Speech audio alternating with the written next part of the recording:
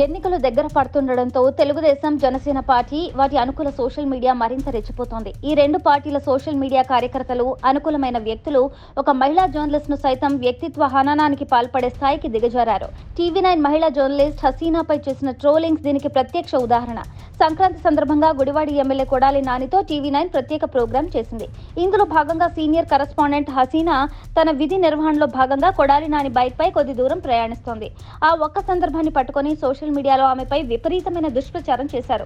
మహిళా జర్నలిస్ట్ అన్న ఆలోచన లేకుండా హసీనాపై దారుణమైన, అసభ్యకరమైన పోస్టులు పెట్టి పైశాచిక ఆనందం పొందారు.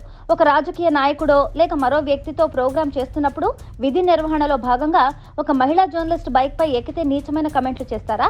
అయినా ఇలాంటి కార్యక్రమాలు మీడియాలో కొత్తేం కాదు.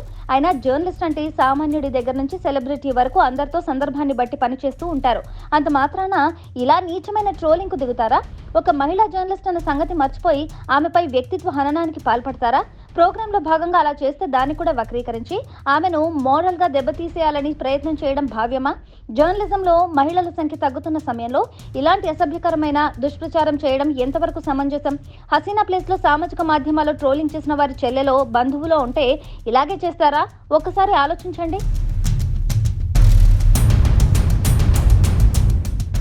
Subscribe to Social TV Telugu for more videos. Hit the bell icon for faster updates.